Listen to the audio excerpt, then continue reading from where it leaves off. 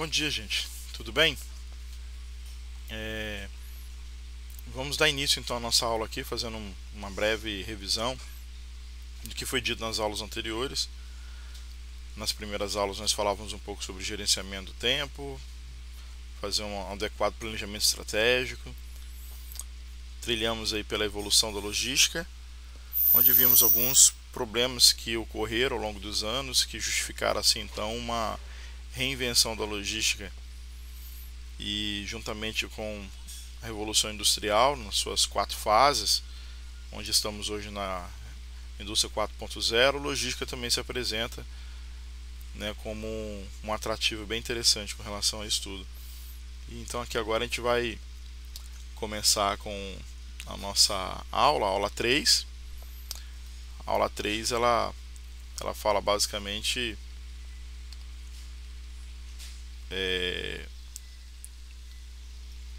sobre as formas de criar valor, né? Qual a importância da criação de valor para uma empresa. E daí identificar, né, algumas diferenças que existem com relação a preço, valor, qualidade e o que quer dizer cada um desses tópicos, né?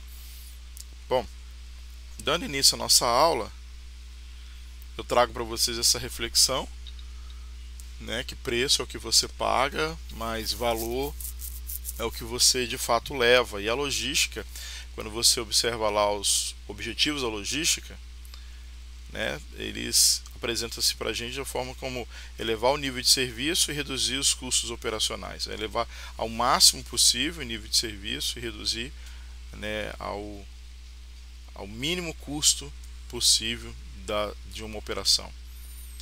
E quando eu apresento isso para vocês, né, que preço é o que você paga e valor que você leva, as empresas hoje elas têm entendido que ela precisa oferecer, agregar valor ao produto dela ou ao serviço dela. E que muitas vezes isso não tem nada a ver com o preço. Da mesma forma, alguns conceitos inerentes também à comparativa entre valor e qualidade. Né? Você, quando fala de valor, você fala de algo percebido pelo cliente. Quando você fala de qualidade, você fala da característica básica do produto ou de um serviço, e que hoje é entendido que tem que se ter. Né? Não se pode se lançar no mercado hoje sem colocar um produto ou um serviço de qualidade. Mas ainda assim vai ser o valor que vai ser percebido pelo cliente, e o cliente ele faz questão, né, de que seja um produto de alto valor para ele. Agora, entendendo que valor vai depender muito do que o cliente busca naquele momento, né? Vai entender que é algo subjetivo. Às vezes, enquanto qualidade deve ser qualidade para toda e qualquer pessoa, o valor, ele muitas vezes, como ele é percebido de forma diferente pelas pessoas, pode ser que o que seja valor para mim, o que eu enxergo de valor para mim, seja diferente para você. O valor vai muito da necessidade da pessoa também, né? Talvez se você estiver num local em que tem água gelada disponível para o seu consumo de graça, não faz sentido você ter uma cantina que venda água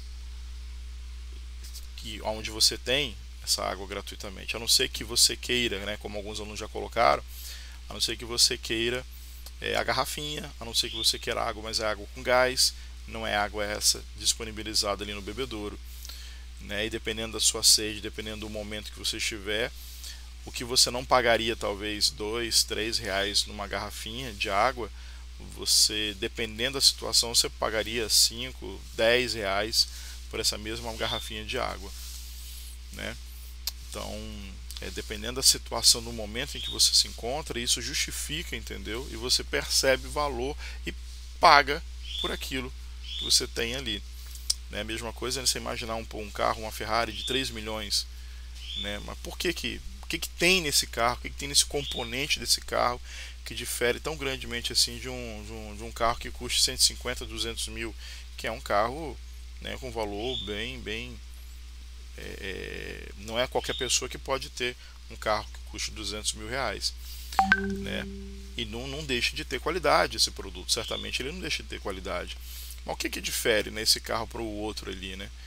certamente ele não é feito necessariamente com produtos, né, de outro planeta, mas é porque existe um valor agregado à marca, talvez, aquele produto em si, né? E que existe um grupo de pessoas ali no mercado que percebe valor nessa marca e está disposto então a pagar 3 milhões num veículo desse, coisa que não pagaria 3 milhões no carro que hoje custa 200 mil reais. E isso acontece exatamente por ter sido por ter percebido, né, esse valor desse produto ali. Então o que se busca hoje não é só necessariamente ter qualidade, como eu já falei, né? Qualidade é sine qua non, mas o que você busca hoje, acima de tudo, é ter valor perante o seu cliente, o seu consumidor. Essa é a grande sacada que se tem nisso daí. Para isso, existem algumas tendências do mercado, tendências essas que buscam aumentar essa percepção de valor, seja num serviço ou seja em um produto físico, né? E esse que eu apresento para vocês aqui agora, né, o outsourcing. O outsourcing basicamente é o que? Outsourcing é um serviço de terceirização, só que como diz aqui, nesse conceito aqui, ó, ele fala que é uma terceirização estratégica por parte do processo produtivo de uma organização ou de serviços. E é muito comum na indústria automobilística, como assim também em diversas outras indústrias, né? O que você faz é o que? É você essa palavrinha, né, estratégica, muda tudo aí pra gente, né? Então quando você faz essa terceirização e esse cliente seu, esse fornecedor desse insumo, dessa matéria-prima, ele passa a ser um parceiro do negócio seu, ele começa a entender que as atividades dele repercutem diretamente na sua atividade e a sua atividade traz um retorno efetivo para ele também. Então, de forma estratégica, ele vê que ele precisa ser um parceiro seu em todos os momentos, em todos os lugares, né? Desempenhando assim com primazia as atividades que foram propostas para ele. Então, quando você pega aí uma empresa qualquer que terceiriza uma determinada atividade, normalmente é uma atividade meio dela, não vai ser uma atividade fim, e essa empresa ela veste a camisa, sua a camisa junto com a empresa mantenedora, e aí você vê que ela é uma parceira, né, em todos os sentidos, exatamente porque ela entende que as metas para serem alcançadas, os resultados, os objetivos, né, sendo concluídos, a atividade dele tem total participação nesse processo, né? Você verificar, por exemplo, a Chocolates Garoto, que tem ali a sua segurança institucional, né, a segurança patrimonial dela, que é feita por uma outra empresa, uma empresa terceira. Mas essa empresa não é apenas uma empresa terceirizada, é uma empresa que faz esse serviço de forma estratégica, né, entendendo que as duas precisam ser uma em propósito ali naquele quesito. Então a gente vê ele que seria um caso de um outsourcing, né. Existem outros modelos também. Eu vou apresentar depois um outro para você que eu acho super bacana, que é o chamado VMI. É quando o estoque ele é gerenciado por seu fornecedor, né? Então você vê que as coisas de forma estratégica elas ganham um escopo maior, né? Aqui tem um complemento, tá bom? Uma outra prática também muito interessante é a chamada postponement, né? O que vem a ser esse postponement? Essa prática vem sendo utilizada há alguns anos.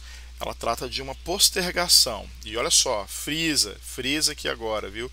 Não é procrastinação, é uma postergação, ou seja, é um adiamento de uma atividade. A procrastinação não tem a ver com isso, né? Tem um lado que é negativo, né, desse tal adiamento, né, porque você simplesmente não quis fazer. Nesse caso aqui não é a postergação, você adia, mas tem uma lógica por trás disso. Você adia o processo de produção, você adia a entrega de um determinado produto, a embalagem final, enfim. O que acontece para você ter realizado esse adiamento? Então tem alguns exemplos aqui, né? Um deles, para melhor elucidar essa prática, é o caso da pigmentação de tintas no ato da compra, no qual o cliente escolhe a cor de sua preferência e o próprio estabelecimento de vendas procede à formulação final dessa tinta. Ou seja, você chega numa loja dessas para comprar uma tinta, né, você encontra lá em exposição as tintas que mais saem normalmente. Você encontra ali galão de 12 litros, aquelas tintas mais comuns, branco, gelo, né? Enfim, uma outra tinta qualquer e mais simples. Mas quando você busca uma tinta mais elaborada, né, uma pigmentação diferenciada, essa tinta você não vai encontrar lá pronta já esperando por você. Até mesmo porque o cliente ele não sabe quando que vai ter consumidor para comprar aquela tinta ali. Então ele não vai produzir com incerteza, né? De que será que vai vir alguém comprar essa tinta aqui? Qual é a quantidade de pessoas que vão adquirir essa mercadoria? Então o que eu faço? Eu mantenho o estoque da base, tinta base, e quando esse cliente chega na loja para solicitar dentro de um catálogo que eu tenho lá, né, inúmeras tonalidades, né, de uma determinada cor, eu vou e faço o pedido. Então a empresa vai produzir aquela tinta naquele momento para mim ali. Então você vê, ele não tem ali estoque de todas as tintas possíveis. Ele tem o estoque das tintas que mais saem. E aquelas diferenciadas, né, eu vou fazer o pedido ali na hora, ele vai fazer para mim, né, a produção e vai finalizar a produção da tinta naquele momento. Ou seja, né, ele postergou, né, o momento dessa produção, né, o momento da finalização dessa tinta, para quando eu tivesse lá no ato de fazer a solicitação. Isso acontece também, muito comum, né, você vê, por exemplo, o Subway, né, o que acontece com o Subway? Você chega numa loja dessas aí, você vai ver ali a bancada, né, com todos os produtos, mas o sanduíche não está pronto. Né? Mas por quê? Porque o processo de finalização do sanduíche ele foi postergado. Para quando? Para quando você, cliente, chegar e solicitar para o atendente ali que você quer um sanduíche do tamanho tal, com pão tal, com recheio, etc. e blá blá blá. Então ele finaliza esse processo de produção exatamente quando? Quando você, cliente, né, está ali agora para fazer a finalização do seu pedido. Então a postergação é uma dessas tendências também, exatamente para quê? Para que você possa gerenciar melhor, né, o estoque seu. Lembrando que quando você tem estoque, produtos em seu estoque, e se ele não for bem gerenciado, é dinheiro parado, porque você imobiliza seus recursos naquele momento. E a ideia é você minimizar esse impacto aí. Né? Isso, obviamente, né, você dando essas alternativas, você vai elevar o nível de serviço, reduzir os custos operacionais, né, fechando ali com os objetivos da logística, como eu já havia dito. Uma outra prática muito bacana também é o chamado benchmark. Né? O benchmark é um processo sistemático e contínuo de comparação das práticas. Você vai fazer um comparativo de quem? Você vai fazer um comparativo entre as melhores técnicas, os melhores processos, né? As melhores métricas que existem dentro do mercado que você está atuando. Então, obviamente, você vai buscar quem? Você vai buscar quem é referência do mercado. Então você está dependendo da situação a quem é referência nessa determinada atividade. Você vai buscar lá quem são os melhores, vai verificar as métricas utilizadas, as melhores técnicas e vai procurar providenciar, né, executar essas atividades assim. Certamente, né, alguma outra coisa ali, esse camarada, para ser o benchmark, para ser a referência do mercado, ele faz e às vezes ele faz de forma diferenciada, faz até mesmo de forma única. Então talvez você vai se espelhar, né, mas tendo sempre como referência quem ele que é a principal referência no mercado. É a mesma coisa o que você faz, por exemplo, quando você está na escola aí e busca, né, aprender um conteúdo ali que talvez ficou perdido e busca um colega, né, você vai buscar aquele colega que é referência naquele assunto. Né? A mesma coisa, né, você vai buscar uma consultoria, você vai buscar uma consultoria de um profissional que é referência naquele mercado também. Então o que o benchmark faz basicamente seria isso. Né? E estabelecimento de metas, a gente já trabalhou aqui também, né? A meta é o que você quer e as empresas elas pautam, né, suas metas em cima de objetivos claros ali a serem desenvolvidos a um determinado tempo, né? Lembrando que o tempo ele é norteador, ele traz essa necessidade de você buscar realizar as coisas dentro de um determinado tempo previsto e obviamente, né, você utilizando métodos, técnicas específicas, referenciando-se no que existe de melhor, né, tentando atender as necessidades do seu cliente, você busca realmente alcançar essas metas que você já estipulou lá no princípio. Esse aqui é o que eu falei para vocês, é o VMI, quando o seu estoque, né, normalmente algumas empresas elas encaram dessa forma, né, o fornecedor ele proporcionando soluções em termos de parametrização e definição de políticas relativas à organização do fluxo de produtos, ele vai fazer o que? Por exemplo, né, o ressuprimento, né, né, o seu estoque ele vai ser gerenciado, ele vai ser controlado. Por quem? Por seu fornecedor, né? O seu fornecedor ele é o responsável pela gestão do seu estoque. Então, aí você imagina, né? Pô, é só um terceirizado? Não é necessariamente só um terceirizado, né?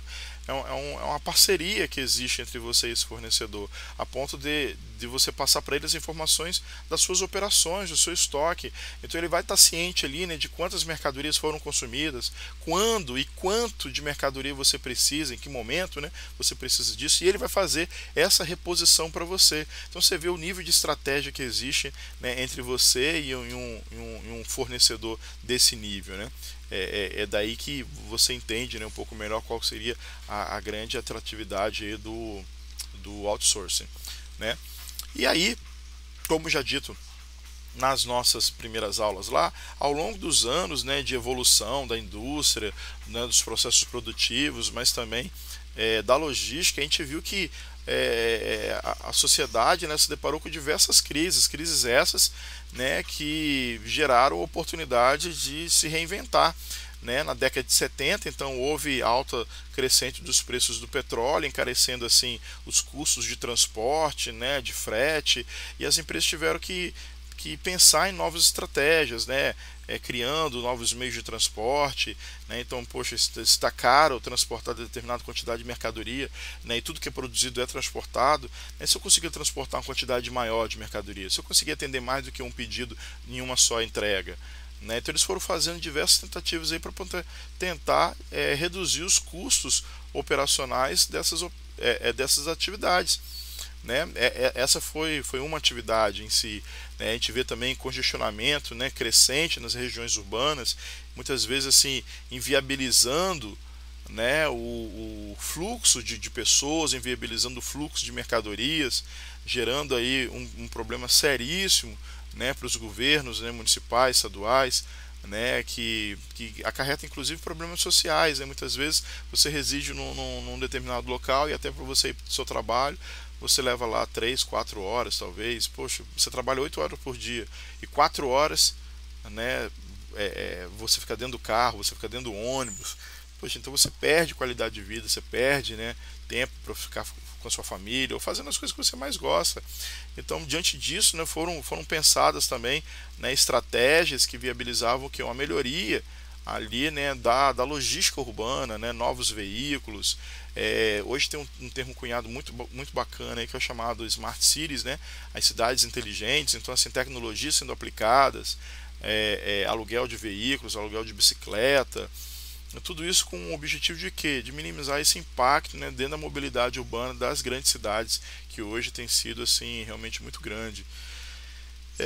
Uma outra situação que ocorreu também foi o aumento nas taxas de juros, né? Quando você tem um aumento na taxa de juros, muitas vezes o empresário ele prefere investir isso em aplicações financeiras do que ter que imobilizar o recurso dele em mercadorias, né? Muitas vezes um mercado que talvez não tenha tem um grau de incerteza muito grande, né? Quando você, como eu havia falado, né, quando você tem mercadorias em estoque e você precisa movimentar esse estoque para poder gerar receita, se você assim não consegue fazer, você tem o seu recurso imobilizado ali, né? Ou seja, você tem lá um estoque de não sei quantos milhões, mas você não pode tirar os milhões a qualquer momento, porque você tem que comercializar aquela mercadoria, tem que fazer essa mercadoria girar. E às vezes, se você está num período de altas taxas de juros, isso inviabiliza, né, que esses negócios eles de fato aconteçam. Da mesma forma também que houve uma evolução tecnológica, né, nos processos de fabricação das mercadorias. Eu tinha comentado com vocês, né, que aliado, né, com a evolução da informática, você tem aí uma situação em que você consegue hoje produzir melhor com menos recursos. Você consegue ser eficaz sendo muito mais eficiente, né? Você não faz as coisas certas só, mas você faz certo as coisas também, né? E daí você vê, por exemplo, algumas dessas tecnologias facilitando, né, e melhorando a comunicação, desde lá do processo de origem, lá na origem, com os fornecedores de insumos, até o mercado, o consumidor, onde você está localizado ali, né, diminuindo inclusive diversos problemas, né, finalizando com o efeito chicote, que eu vou falar ainda, mas a informática tem auxiliado bastante nisso, né? Então essas novas técnicas de produção, como eu havia colocado aqui, por exemplo, né, hoje você consegue produzir de acordo com algumas técnicas em alguns produtos, em casa mesmo, né? Impressora 3D, né? Talvez você não tenha uma impressora 3D em casa, mas não vai demorar muito que vai ter uma impressora 3D. O comum hoje é você comprar o projeto de um determinado produto e você mesmo produzir em casa essa mercadoria. Então essa é uma tendência, né? Entregas, poxa, o controle, né, desses processos pela informática, né, a troca eletrônica de dados, internet das coisas, onde você está conectado a tudo e a todos, né? Então esses processos de produção e essa informática que está evoluindo a cada momento, né, está muito interligada com a questão da logística, a gente vê a todo momento, a gente percebe ela a todo momento, né? Você respira ela aí, né? Eu já tinha falado também sobre alternação, né, a ampliação das alternativas para transporte de mercadorias. E aí, a dica de hoje fica para vocês aqui com esse vídeo, a história das coisas. Eu vou colocar o link, e se possível eu vou colocar também o vídeo para vocês, mas o vídeo ele fala basicamente sobre a relação entre consumo e consumismo e traz para a gente, né, um debate onde aparece para vocês aí, né, dois conceitos que talvez sejam novos, né, que é a obsolescência programada e a obsolescência percebida. Né? E o que tem a ver isso? Né? Poxa, o que se faz para tornar um produto obsoleto? Quer dizer que o produto ele tem tempo de vida já estabelecido? Né? Antigamente se comprava um produto, ele durava quase que a vida inteira. Né? Comprava uma geladeira, a geladeira durava 30 anos. Né? Então hoje são duas situações. Uma é que se ela é programada, fica a decisão do produtor de propositadamente desenvolver e fabricar e distribuir um produto para consumo de forma que ele se torne obsoleto ou não funcional. Né? Porque talvez você vai precisar fazer um upgrade nele e você não vai conseguir porque você não tem, né, todos os recursos, os periféricos necessários para fazer essa transição. Então chega um momento em que o produto, embora ele esteja funcionando, você não tem como fazer melhorias nele. Então dá um basta, né? Isso acontece muito hoje com equipamentos eletrônicos, né? Você pega um celular, de repente o celular só não tem mais capacidade física de memória, e aí não adianta colocar cartão extra ali, né, que não vai funcionar direito. Você vai ter que comprar um celular com uma tecnologia um pouco melhor do que aquela de outrora, né? Mas da mesma forma também acontece de você trocar simplesmente o produto, porque esse produto se tornou obsoleto porque ele não é mais atraente, né? Quando você vê, por exemplo, a moda, né, que se modifica de forma a estimular a frequente aquisição de novos modelos de vestuários, ou seja, você está trocando o celular não é porque ele não tem mais capacidade de memória ou de processamento, muito pelo contrário, o celular só está funcionando muito bem ainda. Poxa, mas eu tenho um celular agora que ele tem 3, 4 câmeras, né? Nossa, isso para mim vai ser muito bom. Então, e aí você começa a criar expectativas, criar inclusive necessidades em cima disso. Né? Então o vídeo ele vai tratar bastante sobre essa tal obsolescência, né? O que o mercado ele tem feito aí para que o seu produto ele se torne obsoleto. E por fim a gente chega aí no tal do efeito chicote, né? Esse efeito chicote é nada mais nada menos que uma distorção que existe entre lá o ponto de fornecimento das mercadorias, tá? Até o consumo que você está no mercado, né? Então, entre fornecedor, fábrica, distribuidor, varejista e mercado, muitas vezes ocorrem distorções, né, de entendimento, distorções no processo de demanda de mercadorias ao longo desse segmento aqui, né? Se todos entendessem da mesma forma, você teria aqui o que? Um comportamento linear.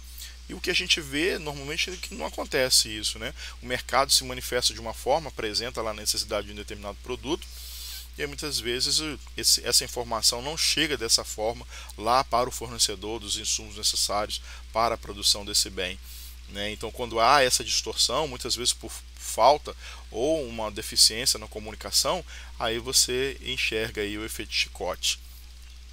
Eu espero que eu tenha passado aí com o conteúdo para vocês de forma clara, de forma fácil, né, que vocês possam fazer agora a revisão desse conteúdo, juntamente com os conteúdos das aulas passadas, e verificar as atividades complementares que eu vou estar postando para vocês, e que vocês consigam aí, nesse caso aí, entender o material, e se tiverem dúvida, né, que vocês possam entrar em contato com a gente, né, no grupo do WhatsApp lá, a gente está para poder tirar essas dúvidas todas aí. Tudo bem? No mais, muito obrigado e tchau, tchau.